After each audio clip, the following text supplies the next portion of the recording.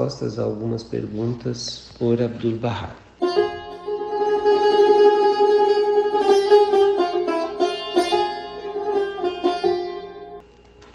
Baha'u'lláh.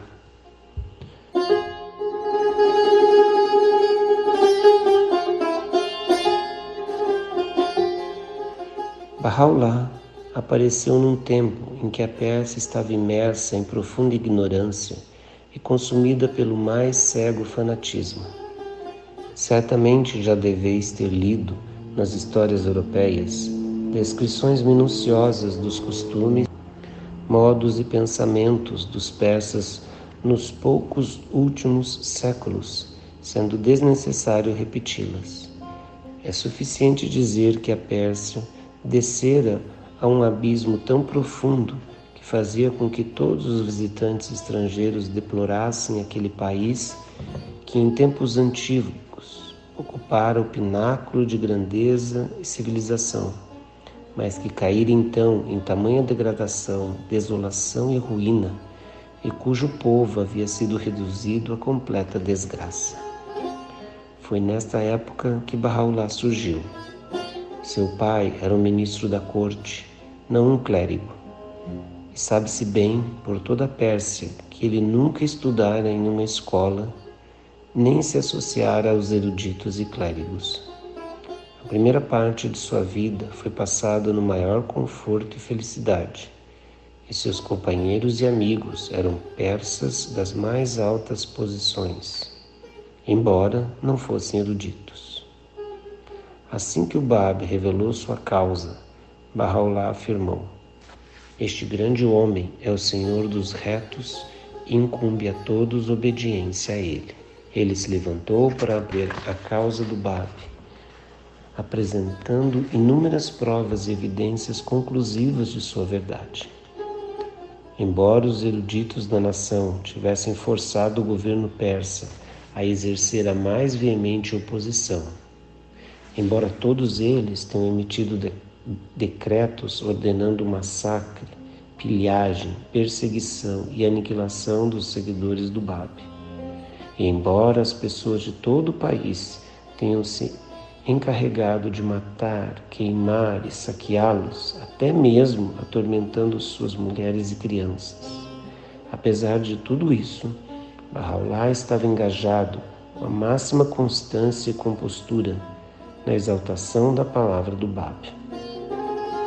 Nem procurou por um momento esconder-se, mas se relacionava aberta e visivelmente com seus inimigos, ocupando-se na exposição de provas e argumentos, e tornou-se renomado pela exaltação da palavra de Deus.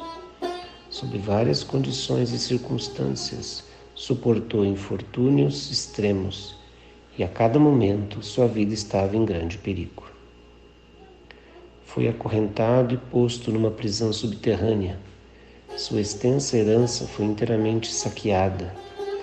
Ele foi 4 vezes exilado de um lugar para outro e, afinal, veio a residir na maior prisão. A despeito de tudo isso, o chamado de Deus foi incessantemente erguido e o renome de sua causa foi propalado amplamente. Tais foram o conhecimento, a erudição e as perfeições evidenciadas por ele, que todos na Pérsia ficaram atônitos. Todos os eruditos, tanto amigos como inimigos, que atingiam sua presença em Teherã, Bagdá, Constantinopla, Adrianópolis e Acre, recebiam sempre uma resposta completa e convincente a todas as suas questões. Todos prontamente reconheciam que em cada perfeição ele era inigualável e singular em todo o mundo. Acontecia muitas vezes reunirem-se em Bagdá clérigos muçulmanos, judeus, cristãos e eruditos europeus em sua abençoada presença. Cada um tinha diferentes questões e, apesar de suas variadas crenças, recebiam respostas tão completas e convincentes que ficavam plenamente satisfeitos. Os clérigos persas de Karbilá e Najaf até escolheram um sábio de nome Mullah Hassan Amu, e mandaram-me como representante deles. Ele foi admitido à sua abençoada presença e apresentou as várias perguntas dos clérigos, às quais Bahá'u'lláh respondeu. Então ele disse: os clérigos reconhecem plenamente a extensão de sua compreensão e realizações, e é de conhecimento de todos não lhe haver par ou igual em todo o campo de erudição. É ainda mais evidente o fato de nunca ter estudado ou adquirido esta erudição. Mas os clérigos dizem não estarem satisfeitos com isso e não podem reconhecer a verdade de sua pretensão com base somente em seu conhecimento e realizações. Eles, assim, lhe pedem que faça um milagre a fim de satisfazer e assegurar seus corações. Bahá'u'lláh respondeu: embora não tenham direito de pedir isso, pois só a Deus compete provar suas criaturas, e não estas a Deus, admito, no entanto, e aceito esse pedido. Mas a causa de Deus, porém, não é um palco teatral onde a cada hora uma nova apresentação possa ser exibida e a cada dia aconteça um novo pedido. Se assim o fosse, a causa de Deus tornar-se-ia um brinquedo de criança. Deixai os clérigos, portanto, reunirem-se e escolherem unanimemente um milagre, e que estipulem por escrito que após a sua realização não mais terão dúvidas, mas admitirão e confessarão a verdade desta causa. Que selem o documento e tragam-no a mim. Devem fixar este como critério da verdade. Realizado o milagre, não lhes restará dúvida. Caso contrário, deve ser mantida nossa condenação como impostor. O sábio levantou-se e respondeu: nada mais há a dizer. Ele beijou então a mão de Bahá'u'lláh, embora não fosse crente, e partiu. Reuniu então os clérigos e transmitiu-lhe a mensagem de Bahá'u'lláh. Depois de se consultarem, disseram: este homem é um mágico, talvez faça alguma magia, e assim não teremos recurso. Portanto, não ousaram responder. Mullah Hasan Amur, porém, falou dessa ocorrência em muitas reuniões. Ele deixou Karbila, foi a Kirmanshah e Teherã, e em toda parte contou os pormenores, visando sempre o medo e a retirada dos ulemás. Nosso ponto é que todos os adversários de Bahá'u'lláh no Oriente admitiam sua grandeza, distinção, conhecimento e sabedoria, e que apesar de sua inimizade, referiam-se a ele como o renomado Bahá'u'lláh. Em resumo, este lumiar supremo se ergueu de súbito no horizonte da Pérsia, e todas as pessoas daquele país, fossem ministros, clérigos ou a população em geral, levantaram-se contra ele com a maior animosidade, clamando que ele estava decidido a eliminar e destruir a religião, as leis, a nação e o império, assim como fora dito de Cristo. Bahá'u'lláh, entretanto, só e sem apoio, resistiu a todos, jamais mostrando a mínima fraqueza. Finalmente disseram: enquanto esse homem permanecer na Pérsia, não haverá paz nem tranquilidade. Ele deve ser banido, a fim de que a Pérsia possa novamente encontrar sossego. Assim, submeteram Bahá'u'lláh a severos sofrimentos, a fim de obrigá-lo a pedir permissão para sair da Pérsia, pensando que assim se extinguiria a luz da causa. Mas essa perseguição produziu o efeito contrário. A causa se tornou mais gloriosa e sua chama brilhou mais intensamente. Difundira-se até então apenas pela Pérsia, mas tal fato fez com que se espalhasse a outras regiões. Mais tarde disseram: o Iraque é muito próximo da Pérsia, temos que mandá-lo para terras mais distantes.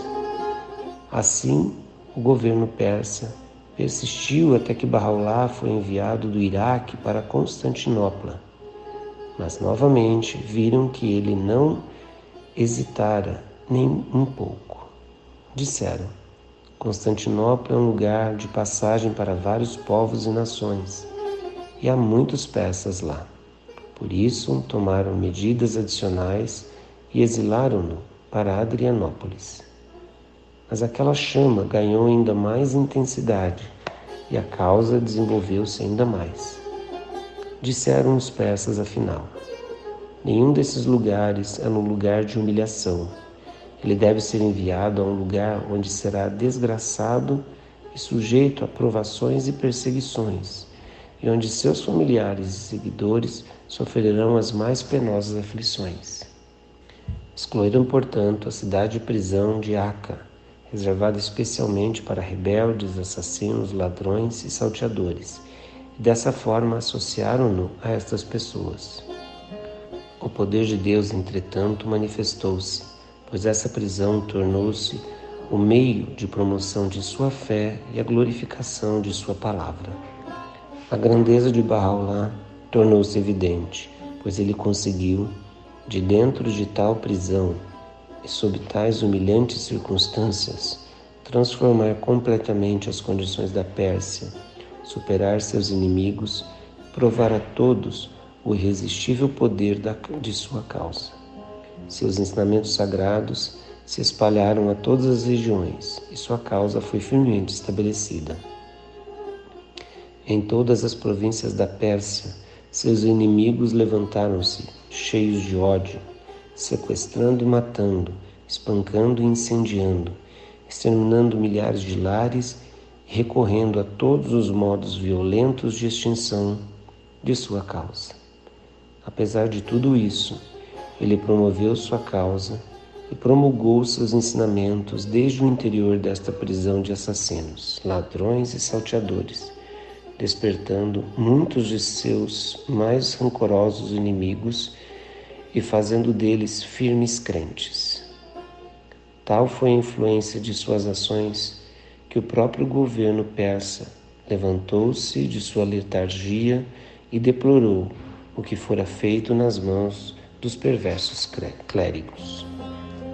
Quando Bahá'u'lláh chegou a esta prisão na Terra Santa, as almas discernentes estavam despertas ao fato de que as profecias que Deus anunciara pela língua de seus profetas 2 ou 3 mil anos antes havia se realizado e que suas promessas haviam sido cumpridas, pois a alguns dos profetas ele revelara e anunciara à Terra Santa que o Senhor das hostes seria manifesto ali.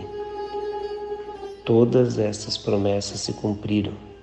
Não fosse pela oposição de seus inimigos, seu banimento e exílio, fica difícil imaginar como Bahá'u'lláh teria deixado a Pérsia e levantado sua tenda nessa terra sagrada. Seus inimigos visaram, com este encarceramento, a destruição e aniquilação total de sua causa, mas seu encarceramento tornou-se, ao invés disso, a maior confirmação e o meio de sua promoção. O chamado de Deus alcançou o Oriente e o Ocidente, e os raios do sol da verdade iluminaram o mundo inteiro. Louvor a Deus! Embora prisioneiro, ergueu sua tenda no Monte Carmelo e movia-se pela região com a maior majestade. E quem quer que entrasse em sua presença, fosse amigo ou fosse estranho, dizia: este é um rei, não um cativo. Logo após a sua chegada a este cárcere, ele dirigiu uma epístola a Napoleão, enviando-a por intermédio do embaixador francês, com o seguinte conteúdo: pergunta que crime cometemos para estarmos confinados nesta prisão. Napoleão não respondeu. Foi-lhe enviada outra epístola, a qual se encontra na Suili Haikal, que em essência diz: ó Napoleão, por não te haveres atentado nem respondido ao meu chamado, perderás em breve teu domínio e serás reduzido a nada. Essa epístola foi enviada a Napoleão pelo correio, graças ao cuidado de César Catafago e com pleno conhecimento de seus companheiros de exílio. O texto dessa advertência espalhou-se rapidamente por toda a Pérsia, porque na época o Kitab Haikal foi enviado a todas as partes daquele país e este texto foi nele incluído. Isso aconteceu em 1869 e, como esta Sui Haikal circulou por toda a Pérsia e pela Índia, todos os crentes a tinham em mãos e guardavam os resultados desta advertência. Logo depois, em 1870, o fogo da guerra conflagrou-se entre Alemanha e França. E embora ninguém esperasse naquele tempo a vitória da Alemanha, Napoleão foi derrotado de forma retumbante, rendeu-se aos seus inimigos e viu sua glória transformar-se na mais profunda humilhação. Foram enviadas epístolas a outros reis, entre as quais uma epístola a Sua Majestade Nasreddin Shah. Nesta epístola, Bahá'u'lláh disse: Mandai-me chamar à tua presença, reuni os clérigos e pedi provas e argumentos, a fim de que a verdade seja distinguida do erro. Sua Majestade enviou a epístola de Bahá'u'lláh aos clérigos e lhes deu essa tarefa, mas não o ousaram fazer. Pediu então a 7 dos mais célebres entre eles que escrevessem uma resposta a essa epístola. Após algum tempo, devolveram-na dizendo: Este homem é um oponente da fé e um inimigo do rei. Sua Majestade, o Shah da Pérsia, ficou muito aborrecido e disse: Esta é uma questão de prova e evidência, de verdade e erro. O que isso tem a ver com inimizade ao governo? Quão lamentável termos demonstrado tamanho respeito para com estes clérigos e ainda assim não podem sequer responder a esse discurso. Em resumo, tudo o que estava registrado nas epístolas aos reis se cumpriu.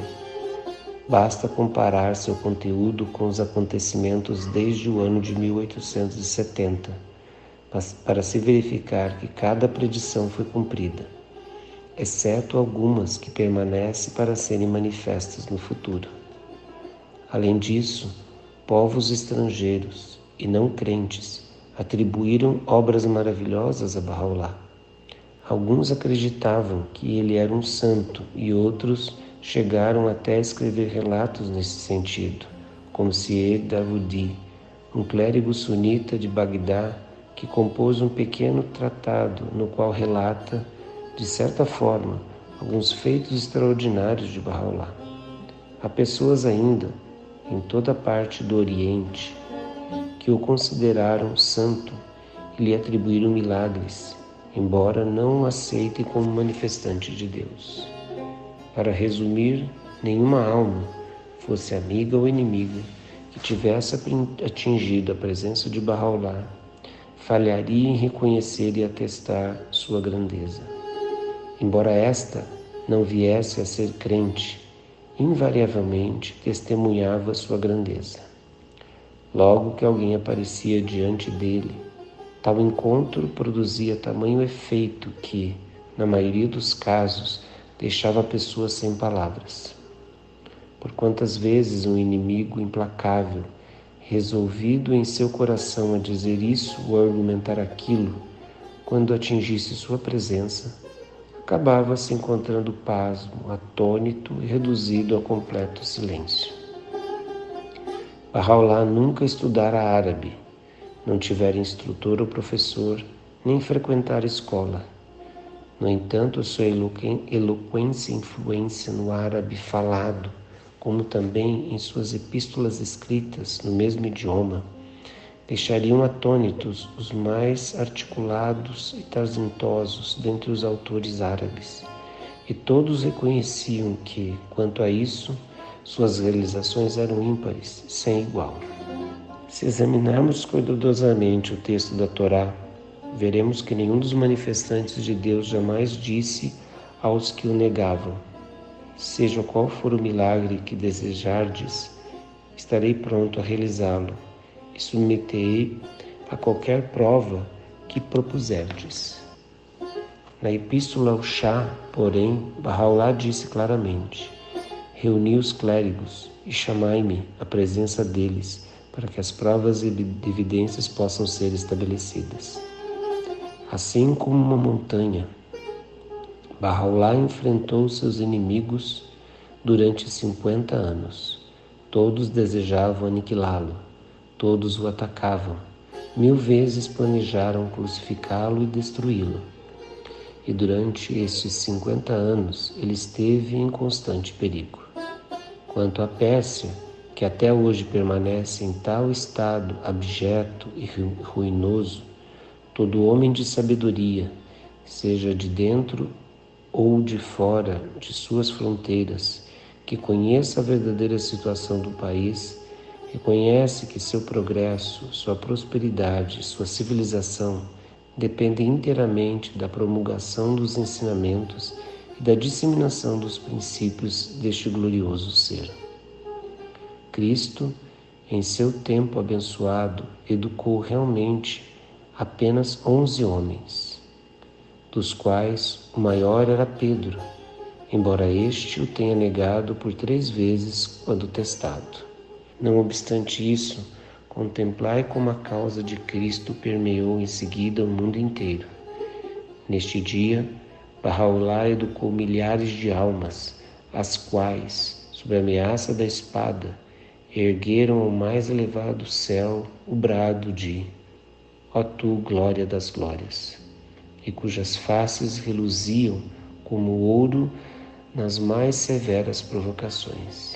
Concluí disso o que há de suceder no futuro. Assim, devemos ser justos e reconhecer o grande educador da humanidade que foi esse ilustre ser, que maravilhosos sinais foram por ele manifestados e que força e poder foram por ele concretizados no mundo da existência.